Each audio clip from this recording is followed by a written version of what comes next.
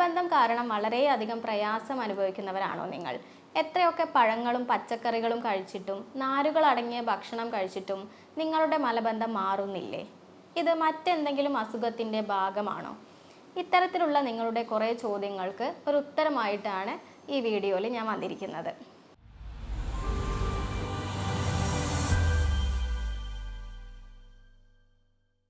ഇപ്പം എന്താണ് മലബന്ധം? നോർമലി നിങ്ങൾക്ക് സാധാരണ പോകുന്നതിൽ നിന്ന് വ്യത്യസ്തമായിട്ട് അതിലധികം ദിവസമോ നിങ്ങൾക്ക് മലബന്ധം അല്ലെങ്കിൽ വയറ്റിന്ന് പോകാൻ ബുദ്ധിമുട്ടുണ്ടാവുകയാണെങ്കിലോ അല്ലെങ്കിൽ ഒരു ദിവസം തന്നെ 3-4 തവണയൊക്കെ വയറ്റിന്ന് പോകേണ്ട ഒരവസ്ഥ, എത്ര വയറ്റിന്ന് പോയാലും നിങ്ങൾക്കൊരു തൃപ്തി അല്ലെങ്കിൽ ഒരു സാറ്റിസ്ഫാക്ഷൻ കിട്ടാത്ത ഒരവസ്ഥേനെയാണ് നമ്മൾ മലബന്ധം എന്ന് പറയുന്നത്. അപ്പോൾ ഈ മലബന്ധം എന്ന് പറയുന്നത് പല കാരണങ്ങൾ കൊണ്ട് വന്നേക്കാം.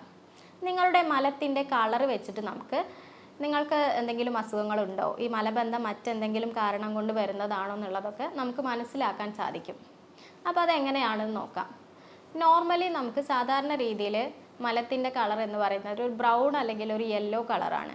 മലത്തിന് ഈ ഒരു കളർ കൊടുക്കുന്നത് ബൈൽ അല്ലെങ്കിൽ പിത്തരസമാണ്. പിത്തരസത്തിന് പൊതുവേ ഒരു പച്ച കളറാണ് ഉണ്ടാവുക. എന്നാൽ അത് കുറച്ച് കെമിക്കൽ ചേഞ്ചസ് ഒക്കെ വന്നിട്ട് മലത്തിലൂടെ പോകുന്ന സമയത്താണ് ഇങ്ങനെ മഞ്ഞ കളറിൽ കാണപ്പെടുന്നത്. എന്നാൽ ഈ ഒരു കളറിൽ നിന്ന് വ്യത്യസ്തമായിട്ട് ഉള്ള രീതിയിലോ കളറിലോ ആണ് നിങ്ങൾക്ക് മലം പോകുന്നതെന്നുണ്ടെങ്കിൽ അത് പല അസുഖങ്ങളെയും സൂചിപ്പിക്കുന്നുണ്ട്. 1-2 ദിവസം ഇങ്ങനെ പോയാൽ പ്രശ്നമില്ല.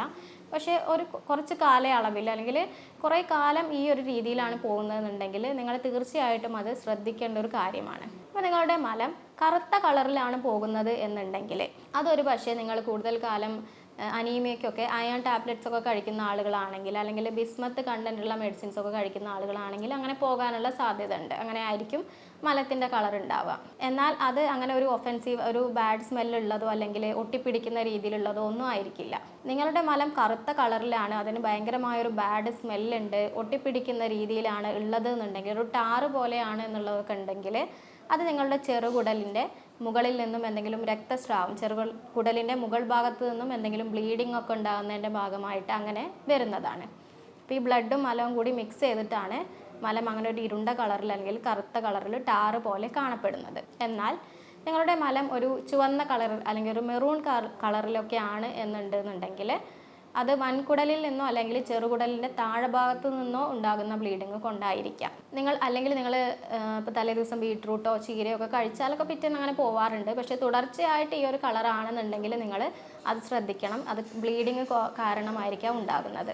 അതുപോലെ പൈൽസിലും ഇത്തരത്തിൽ മലത്തിൽ രക്തം കാണപ്പെടാറുണ്ട്. അപ്പോൾ ഇത് തുടർച്ചയായിട്ട് ദിവസങ്ങളിൽ ഉണ്ടെന്നുണ്ടെങ്കിൽ നിങ്ങൾ തീർച്ചയായിട്ടും ഡോക്ടറെയൊക്കെ കൺസൾട്ട് ചെയ്യുക.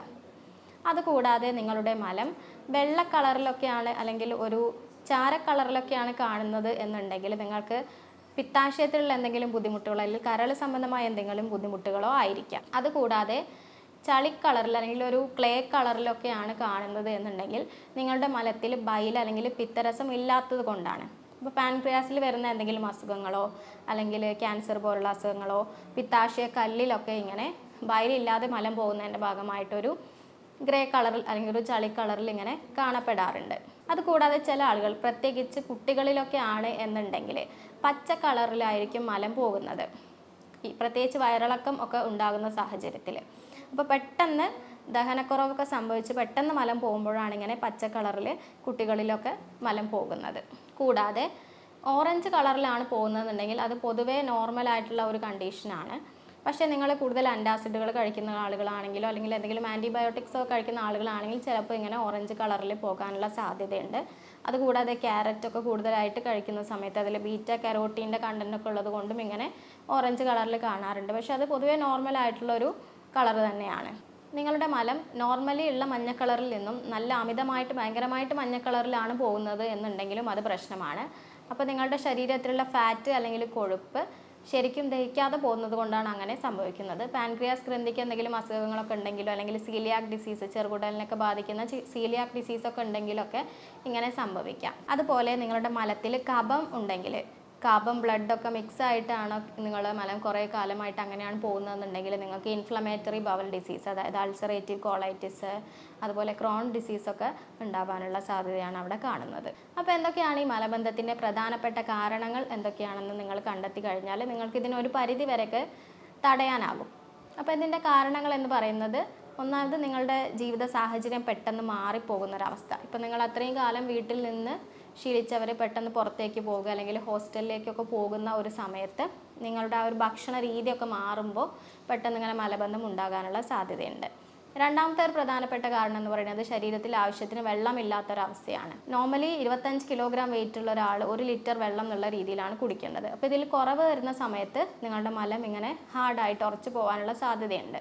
നമ്മുടെ ശരീരത്തിൽ വെള്ളത്തിൻ്റെ ആഗിരണം സംഭവിക്കുന്നത് വൻകുടലിൽ വെച്ചിട്ടാണ്. നമ്മുടെ ശരീരത്തിൽ ആവശ്യത്തിന് വെള്ളമില്ല എന്നുണ്ടെങ്കിൽ ശരീരത്തിലേക്ക് വെള്ളം വലിച്ചെടുക്കുമ്പോൾ നമ്മുടെ മലം ഹാർഡായിട്ട് അവിടെ പോവുകയാണ് ചെയ്യുന്നത്. അതുപോലെ തന്നെ നിങ്ങൾ കൃത്യസമയത്ത് വയറ്റിന്ന് പോകാത്ത ആൾക്കാരാണ് അല്ലെങ്കിൽ മലം ഇങ്ങനെ പിടിച്ചു വെക്കുന്ന ആൾക്കാരാണ് എന്നുണ്ടെങ്കിൽ ഈ വൻകുടലിൽ ഇത് കിടക്കുന്ന സമയത്ത് കൂടുതൽ വെള്ളം അതിൽ നിന്നും ആഗിരണം ചെയ്യും. അതുവഴി നിങ്ങൾക്ക് മലബന്ധം ഉണ്ടാകാനുള്ള സാധ്യതയും അവിടെ കൂടുതലാണ്. അതുകൂടാതെ നിങ്ങൾ ലോ ഫൈബർ കണ്ടന്റുള്ള ഭക്ഷണങ്ങൾ, നാരുകൾ അടങ്ങിയ ഭക്ഷണങ്ങൾ തീരെ കഴിക്കുന്നില്ല എന്നുണ്ടെങ്കിലും ഇങ്ങനെ മലബന്ധം ഉണ്ടാവാം.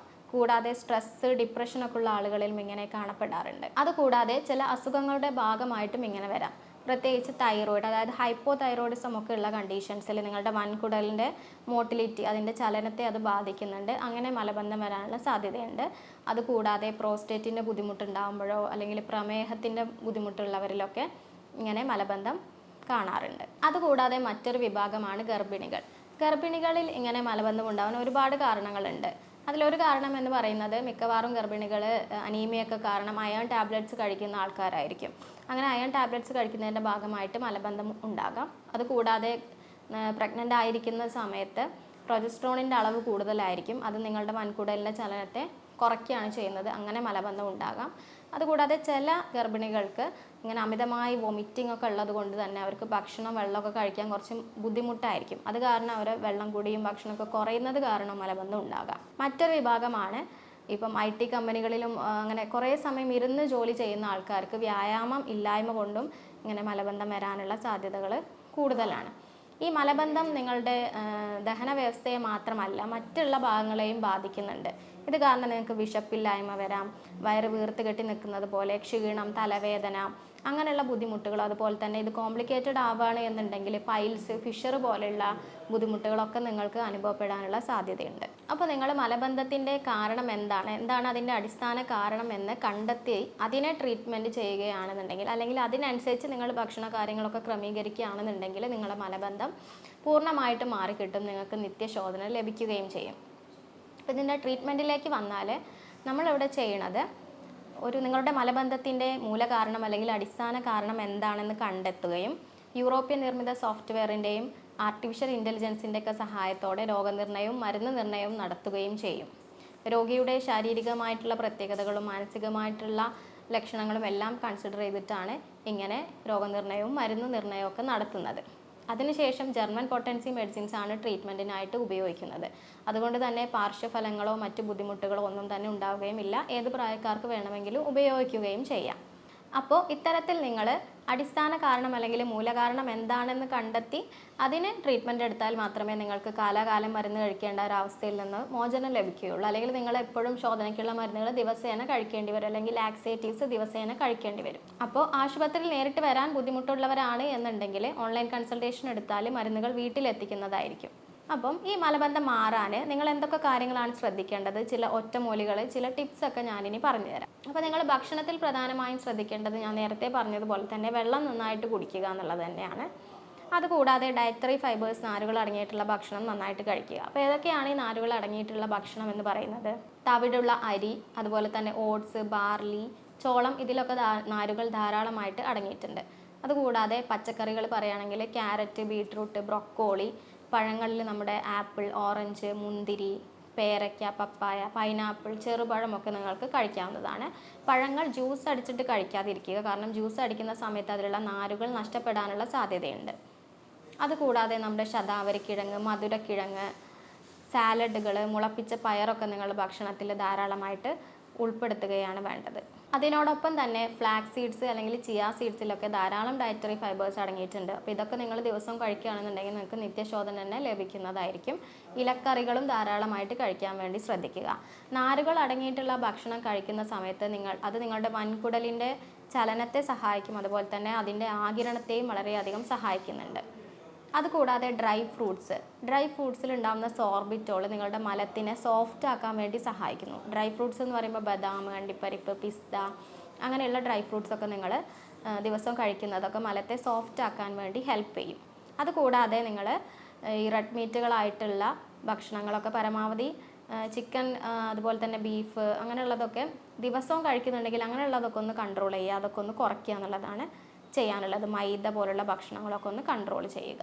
ഇനി ഇത്തരത്തിൽ ഡയറ്ററി ഫൈബേഴ്സ് അല്ലെങ്കിൽ നാരുകൾ അടങ്ങിയിട്ടുള്ള ഭക്ഷണം കഴിച്ചിട്ടും പച്ചക്കറികളും പഴങ്ങളൊക്കെ കഴിച്ചിട്ടും നിങ്ങൾക്ക് മലബന്ധം ശരിയായിട്ടില്ല എന്നുണ്ടെങ്കിൽ അത് മാറാൻ ചില ചെറിയ ഒറ്റമൂലികൾ അല്ലെങ്കിൽ സിമ്പിൾ ടിപ്സ് ഞാൻ പറഞ്ഞു തരാം. ഒന്നാമതായിട്ട് നിങ്ങൾ ഒരു സ്പൂൺ നെയ്യ് എടുക്കുക. അത് രാത്രി കിടക്കുന്നതിന് മുന്നേ അല്ലെങ്കിൽ രാവിലെ എണീറ്റതിന് ശേഷം കഴിക്കുക. അതിന് ശേഷം ഒരു ഗ്ലാസ് ചെറു ചൂടുവെള്ളം കൂടി കഴിച്ചാൽ നിങ്ങൾക്ക് നല്ല ശോധന കിട്ടും. ഇത് നിങ്ങൾ ഒരാഴ്ചയൊക്കെ കണ്ടിന്യൂസ് ആയിട്ട് തന്നെ കഴിക്കുക. അപ്പോൾ നിങ്ങൾക്ക് ശോധനയൊക്കെ കറക്റ്റായിട്ട് ക്ലിയർ ആയിട്ട് കിട്ടും. മറ്റൊരു ടിപ്പ് എന്ന് പറയുന്നത്, നിങ്ങൾ അലോവേര ജെല്ല് ഒരു സ്പൂൺ എടുത്തിട്ട് അത് ഇളം ചൂടുവെള്ളത്തിൽ മിക്സ് ചെയ്തിട്ട് ദിവസവും കഴിക്കുകയാണ് എന്നുണ്ടെങ്കിലും നിങ്ങൾക്ക് നിത്യശോധന കിട്ടും. കൂടാതെ നിങ്ങൾക്ക് എല്ലാവർക്കും അറിയുന്ന ഒരു കാര്യമാണ് ഉണക്കമുന്തിരി കഴിച്ചാൽ ശോധന ലഭിക്കുമെന്നുള്ളത്. അപ്പോൾ നിങ്ങൾ ഈ ഉണക്കമുന്തിരിയുടെ കൂടെ തന്നെ ഈന്തപ്പഴം അല്ലെങ്കിൽ ഡേറ്റ്സും കൂടി അതിൻ്റെ കൂടെ ആഡ് ചെയ്തിട്ട് നിങ്ങൾ രാത്രി ഇത് വെള്ളത്തിലിട്ട് വെക്കുക, രാവിലെ കഴിക്കുകയാണെന്നുണ്ടെങ്കിൽ ഇതിൻ്റെ ഇരട്ടി ഫലമായിരിക്കും കിട്ടുന്നത്. അതുകൂടാതെ ക്യാരറ്റ്, ബീട്രൂട്ട് എന്നിവയൊക്കെ ജ്യൂസ് അടിച്ച് ദിവസവും കഴിച്ചാലും നിങ്ങളുടെ ശരീരത്തിന് ആവശ്യമായ ഡയറ്ററി ഫൈബേഴ്സ് അതിൽ തന്നെ നിങ്ങൾക്ക് കിട്ടുന്നതായിരിക്കും. അപ്പോൾ ഈ കാര്യങ്ങളൊക്കെ നിങ്ങൾ ശ്രദ്ധിച്ചാൽ നിങ്ങൾക്ക് ദിവസവും വയറ്റിന്ന് പോകാൻ അത് വളരെയധികം സഹായിക്കും. നിങ്ങളുടെ മലബന്ധത്തിൻ്റെ കാരണം എന്താണെന്ന് കറക്റ്റായിട്ട് മനസ്സിലാക്കുക.